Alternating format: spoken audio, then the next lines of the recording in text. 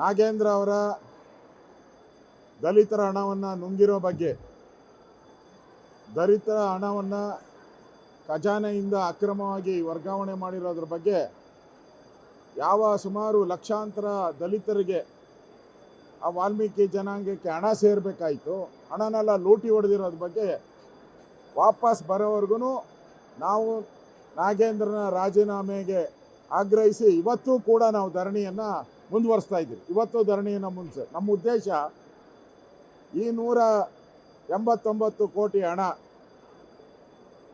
ಇದು ದಲಿತರ ಬಡವರಿಗೆ ಸೇರಬೇಕಾಗಿದ್ದು. ಇವತ್ತು ನಾಗೇಂದ್ರ ನಾನು ಒಬ್ಬ ದಲಿತ ಅಂಥೇಳಿ ಅದರ ಶೆಲ್ಟ್ರ್ ತಗೊಳಕ್ಕೆ ಹೋಗ್ತಾ ಇದ್ದಾರೆ. ನೀನು ತಿಂದಿರೋ ದುಡ್ಡು ಯಾರ್ದು?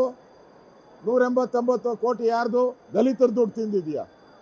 ದಲಿತರ ದುಡ್ಡು ತಿಂದ್ಬಿಟ್ಟು ನಾನು ದಲಿತ ಅಂತ ಶೆಲ್ಟ್ರ್ ತಗೊಳಕ್ಕೆ ಹೋದರೆ ರಾಜ್ಯದ ಲಕ್ಷಾಂತರ ದಲಿತರ ಶಾಪ ತಟ್ಟಲ್ವ ನಿಮಗೆ? ನಾನು ಕಾಂಗ್ರೆಸ್ ಅವ್ರು ಕೇಳ್ತೀನಿ, ಇವತ್ತು ಲಕ್ಷಾಂತರ ದಲಿತರು ಬೇಕಾ, ಈ ನಾಗೇಂದ್ರ ಒಬ್ಬ ಬೇಕಾ?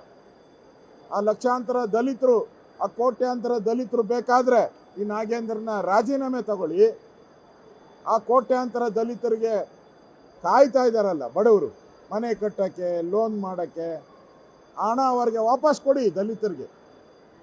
ಅಲ್ಲಿವರೆಗೂ ನಾವು ಈ ದಲಿತರ ಹಣ ನುಂಗಿರುವಂಥ ಕಾಂಗ್ರೆಸ್ಸಿನ ಈ ಸರ್ಕಾರಕ್ಕೆ ಅವರ ರಾಜೀನಾಮೆ ವಾಪಸ್ ತಗೊಳ್ಳೋವರೆಗೂ ನಾವು ಬಿಡಲ್ಲ.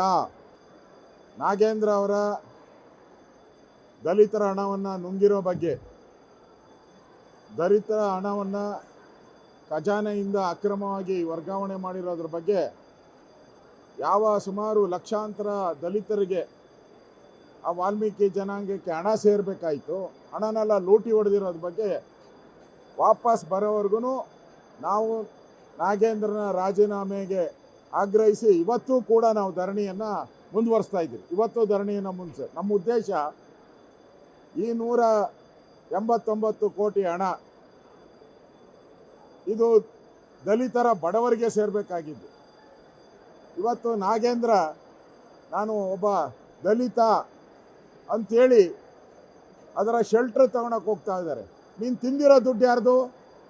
189 ಕೋಟಿ ಯಾರ್ದು? ದಲಿತರ ದುಡ್ಡು ತಿಂದಿದೆಯಾ? ದಲಿತರ ದುಡ್ಡು ತಿಂದ್ಬಿಟ್ಟು ನಾನು ದಲಿತ ಅಂತ ಶೆಲ್ಟ್ರ್ ತಗೊಳಕ್ಕೆ ಹೋದರೆ ರಾಜ್ಯದ ಲಕ್ಷಾಂತರ ದಲಿತರ ಶಾಪ ತಟ್ಟಲ್ವ ನಿಮಗೆ? ನಾನು ಕಾಂಗ್ರೆಸ್ ಅವ್ರು ಕೇಳ್ತೀನಿ, ಇವತ್ತು ಲಕ್ಷಾಂತರ ದಲಿತರು ಬೇಕಾ, ಈ ನಾಗೇಂದ್ರ ಒಬ್ಬ ಬೇಕಾ? ಆ ಲಕ್ಷಾಂತರ ದಲಿತರು, ಆ ಕೋಟ್ಯಾಂತರ ದಲಿತರು ಬೇಕಾದರೆ ಈ ನಾಗೇಂದ್ರನ ರಾಜೀನಾಮೆ ತಗೊಳ್ಳಿ. ಆ ಕೋಟ್ಯಾಂತರ ದಲಿತರಿಗೆ ಕಾಯ್ತಾ ಇದ್ದಾರಲ್ಲ ಬಡವರು, ಮನೆ ಕಟ್ಟೋಕ್ಕೆ, ಲೋನ್ ಮಾಡೋಕ್ಕೆ, ಹಣ ಅವ್ರಿಗೆ ವಾಪಸ್ ಕೊಡಿ ದಲಿತರಿಗೆ.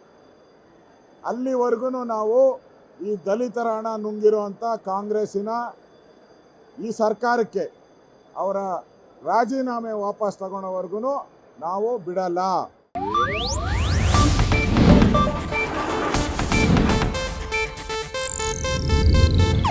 ಇದು ಏಷ್ಯಾನೆಟ್ ನ್ಯೂಸ್ ನೆಟ್ವರ್ಕ್ ಪ್ರಸ್ತುತಿ.